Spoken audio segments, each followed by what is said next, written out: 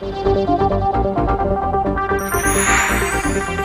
I'm Dr. Kit Weathers, and it's time for the Root Tip of the Week.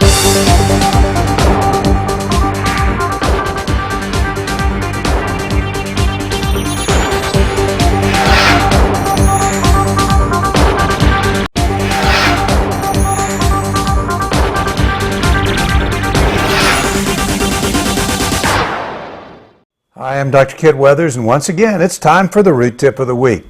Now, I know you've all heard the expression, if I could just get one pearl out of any presentation I go to, it makes everything worthwhile.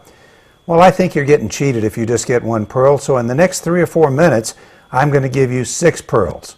As a matter of fact, I'm going to give you 6 solutions for having a painless experience in endodontics. Solution number 1, make sure that you're known as a painless dentist. And I'm going to give you a few tips right now on how to do painless and profound anesthesia every single time.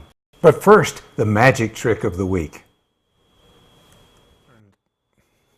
I was sitting in a restaurant a couple of days ago and I saw a guy pick up his napkin, kind of wiped his mouth with it, and he gave it a couple little flicks, almost like he was trying to shake something off of it. And he did that about 3 times, and after the 3rd time, he tied it into a knot right in the end of it. And I looked at him, I really went over and I said, could you show me how to do that trick? And he said, no, I can't. So unfortunately, I have no idea how it's done, but I think it's a great trick. To learn the secret to this and other magic tricks in this series, go to endorootcamp.com. Solution number 1, make sure that you're known as a painless dentist.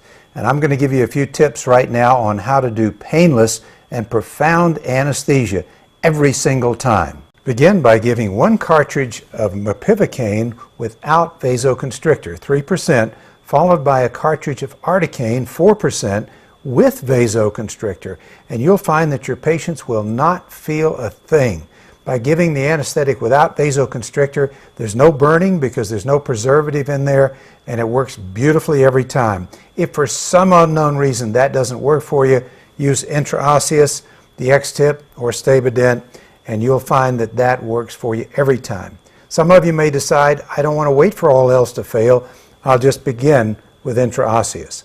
Remember too that the articaine is going to work from premolar to premolar on the lower just by infiltration. And the only time you're going to have to give a block is to give the block for anything from the first molar back, and do not use articaine for a block. Now let's move on to solution number 2. Solution number 2 has a lot to do with the psychology of pain. I don't know if you realize it or not, but what you believe is transferred directly to your patients. And if you believe the patient is not going to have pain, chances are they will feel that from you and probably will not. However, if you or anybody in your office believes that that patient is going to have pain after the root canal, that is also transmitted to them. So I want you to be very careful about that. The other thing is, don't leave your patient sitting alone in the office, because when they sit there looking at a tray full of instruments, the psychology is going to kick in and they're going to believe that it's really going to be a painful experience. Solution number 3, obtain working length only after you've done your complete preparation down to 3/4 of the way down the canal. The problem that most of us have by measuring too early is we write down the working length, and then when we go to cut away the inside of the curve, and almost all canals are curved, you wind up cutting toward the inside and you wind up changing the working length. Using rotary files, you're not going to ledge, you're not going to bottom out, and what we're going to find out is almost all canals are curved. The shortest distance between 2 points is a straight line. So if you measure this canal and it's 21 millimeters, and then you begin to cut away the inside of the curve, what will happen is you'll be out the end of the tooth, because now the canal is only 20 millimeters and yet you're going beyond repairing the periodontal ligament, and we don't want to do that. Number 4, master the crown down tapered preparation. We definitely want a tapered preparation because it makes it much easier to prepare the canal, much easier to get our irrigating materials down to the working length, and it's certainly easier to obturate the canal. In school, I was taught the Washington Monument preparation, where we would take a nice tapered prep and we would have a stop to keep the gutta percha from going out the end of the tooth. Now we're going to transfer that Washington Monument all the way back now into the tip of the canal.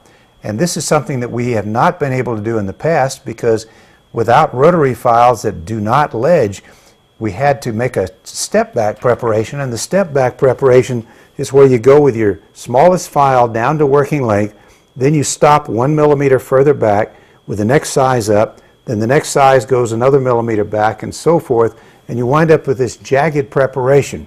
But by using our rotary files, we're able to get a beautiful tapered preparation, and that's exactly what we want to do. The tapered preparation will make certain that we also reduce any chance of pain by pushing material out the end of the tooth. Okay, it's just become very obvious to me that we're going to have to make this a two-part presentation. We're already at more than 6 minutes, and the top limit is 10 minutes that we can put on the website, and that's too much. You're going to get bored. So we're going to stop right here. We're going to pick up with 4, 5, and 6 next week, and I know you're going to enjoy it. Now we're through with the root tip of the week. I will see you next week. I'm Dr. Kit Weathers, inviting you to join me at our very next root camp. So long for now.